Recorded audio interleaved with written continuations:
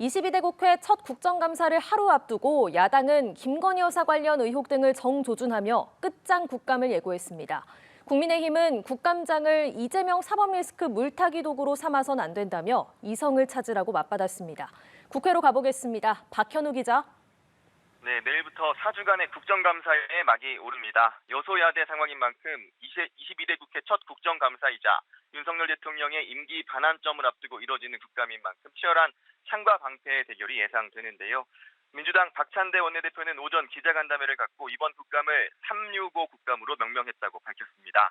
끝장 국감, 국민 눈높이 국감, 민생 국감이라는 3대 기조 아래 김건희 여사 관련 의혹 등 6가지 의혹을 파헤치고 민생 회복을 위한 5가지 대책을 제시하는 국감으로 만들겠다는 건데요. 모든 상임위에서 과반을 점하고 있는 민주당은 앞서 법사위에서 이미 김건희 여사를 증인으로 채택했고 행안위에서도 이른바 공천 개입 의혹 핵심 인물인 김영선 전 의원과 명태균 씨를 증인으로 채택하는 등 다음 달 김 여사 특검법 재발의를 앞두고 김 여사 관련 의혹을 정조준하는 모습입니다. 민주당은 아울러 해병대원 순직 사건 관련 임성근 전 해병대 1사단장과 이종섭 전 국방부 장관 등도 증인으로 채택했는데요. 박 원내대표는 주요 증인의 국감 불출석 시 동행 명령권 집행도 적극 검토하겠다고 경고하기도 했습니다. 국민의힘은 이재명 사법 리스크를 공격과 수비의 전면에 내세우는 모습입니다. 신동욱 원내 수석 대변인은 오전 논평을 통해 국감을 정쟁으로 채우겠다는 것은 국민에 대한 배신이라며 민주당은 지금이라도 이성을 되찾아야 한다고 강조했습니다.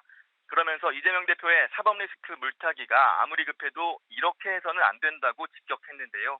국민의힘은 동시에 다음 달 이 대표의 위증교사, 공직선거법 위반 사건에 대한 1심 선고를 앞두고 국감 기간 이 대표의 사법 리스크를 부각하는 등 공세에도 나선다는 계획입니다. 아울러 이 대표가 연루된 대장동 사건의 핵심 인물 유동규 씨와 남욱 변호사 등의 증인 채택도 추진 중인데요. 문재인 전 대통령 검찰 수사와 관련해서는 최근 음주교통사고로 물의를 일으킨 문 전 대통령 딸 문다혜 씨 등의 증인 채택도 검토 중입니다. 네, 그리고 열흘 앞으로 다가온 재보선 관련 여야 움직임도 전해주시죠. 네, 어제 부산으로 내려가 금정구청장 보궐선거 지원 유세에 나섰던 국민의힘 한동훈 대표는 오늘 부산에서 이틀째 일정을 소화했습니다. 금정구 내 성당과 교회 등을 방문한 한 대표는 정쟁을 끌어들이는 선거가 아닌 금정을 위해 일할 수 있는 지역 일꾼을 뽑는 선거라며 윤희련 금정구청장 후보에 대한 지지를 호소했습니다. 민주당과 조국혁신당은 오늘 금정구청장 후보 단일화 결과를 발표합니다. 양당은 생중계 토론에 이어 민주당 김경지, 조국혁신당 류재성 후보에 대한 ARS 여론조사를 진행하고 있는데요. 여론조사 결과를 반영한 최종 결과는 오늘 오후 5시쯤 발표될 예정입니다. 지금까지 국회에서 전해드렸습니다.